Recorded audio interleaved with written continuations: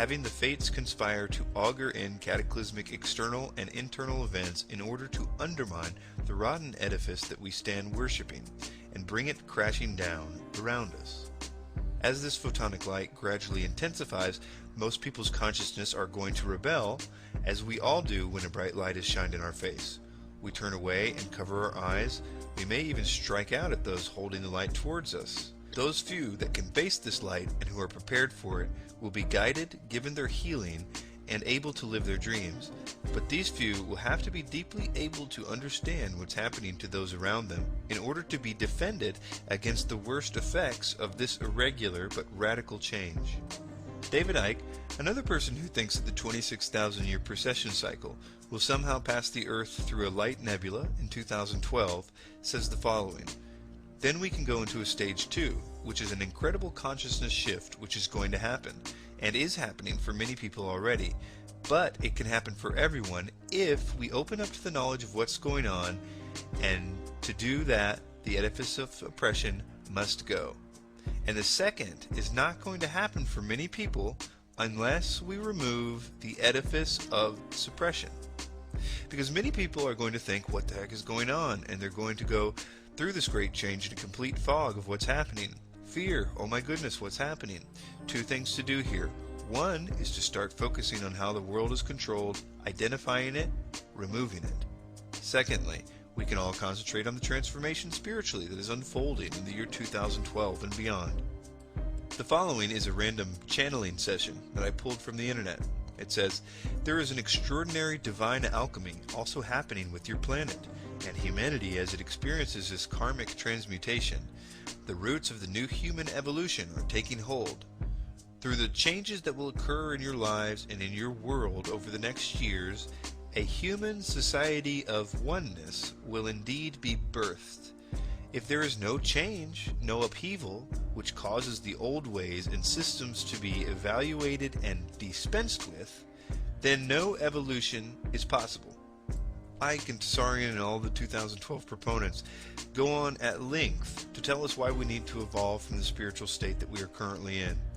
It's more of the tired old line that all the problems of the world were caused by religions, and that religions, especially the Christian one, is the greatest enemy of enlightenment. This is the idea that I explain in my video, Religious Wars, Fact or Fiction, that is also a piece to this complicated web of indoctrination we are all going through. The sum of the video is that it was never true believers of any religions that caused wars, but instead it was the governments who, through controlling education systems, perverted religious teachings so that they could get their people to fight wars for them. In fact, that's the reason why the Bible was kept from Christian after Rome took over Christianity. Because true Christian teaching has literally no place for anything but absolute peace and love for your enemies. And that concept is not good for governments that love war. So I will now stop beating around the bush and tell you what I think is going to happen, and how it will lead to genocide.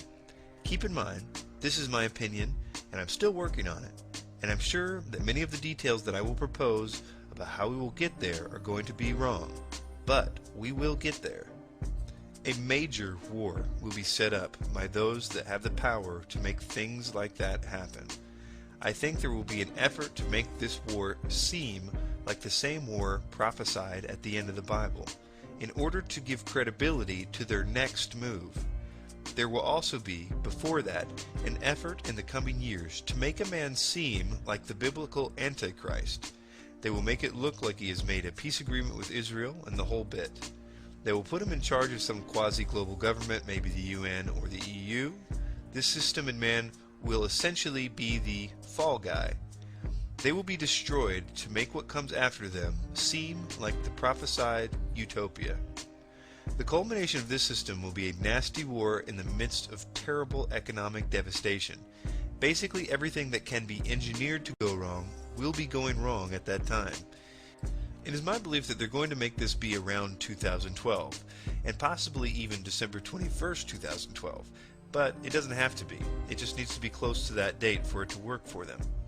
An event will happen that they will control that will activate all the years of indoctrination that we have been subjected to over the last few years. The following could happen a number of ways, but many things will be accomplished with it. I have hypothesized in the past that it could be done with a false alien manifestation, where we are all saved from ourselves, just in the nick of time, by them. And I still think it will have something to do with this, i.e. extraterrestrials. One of the reasons is because it would also activate some of our other programming at the same time, namely that we have been, in the same manner as 2012, taught to think that alien existence equals no God.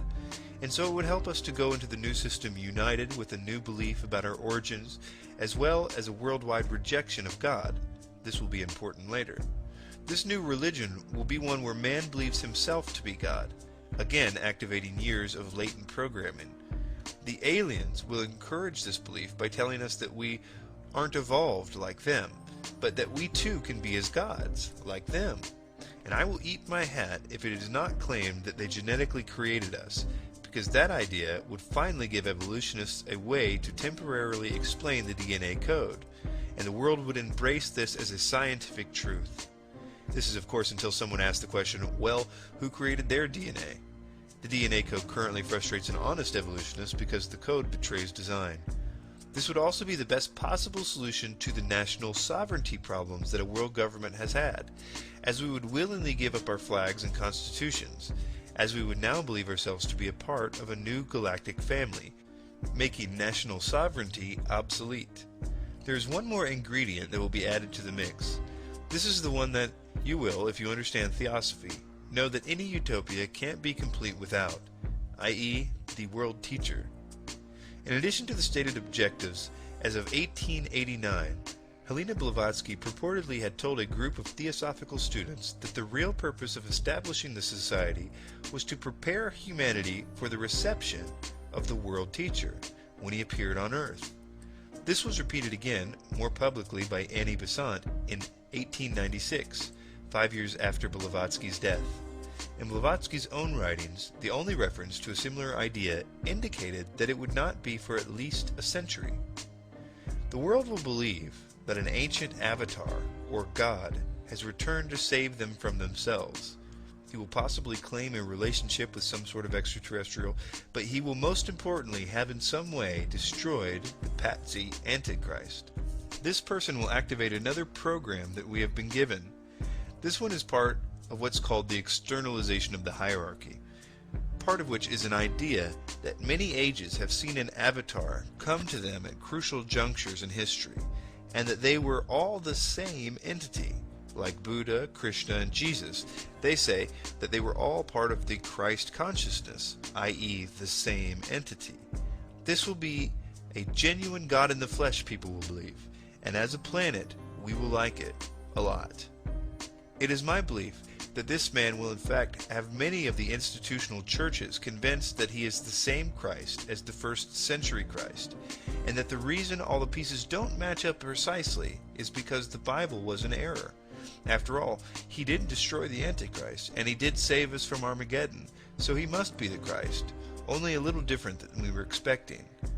The lukewarm churches will embrace his message totally, as will the rest of the world.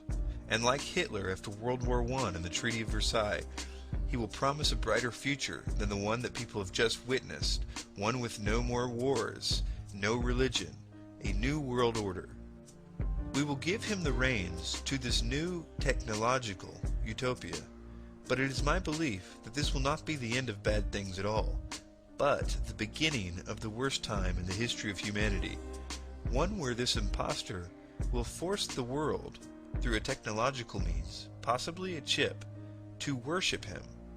And this is why, in my opinion, when the disciples of the real Jesus asked him what his return would be like, he started his answer with this. And Jesus answered and said unto them, Take heed that no man deceive you. For many shall come in my name, saying, I am Christ, and shall deceive many. And ye shall hear of wars and rumors of wars. See that you are not troubled. For all these things must come to pass, but the end is not yet. My friends, every conceivable conspiracy has in some way or another been leading up to this event. It has all been preparation for this. This is a spiritual war, and there is a very powerful entity that wants to try to extract the worship from every human on this earth. For the first time, he has the infrastructure to control people in such a way to do this. All of the money systems and the geopolitics and the police state and the chemical poisoning of the planet have all played a role in preparing the world to be spiritually milked by this ancient cherub. But no matter how powerful he is, he and all his demons are still subject to the lowliest Christian, who has been given total power over all dark spirits, because the real Christ has given it to them, even though most do not understand what they have or use it.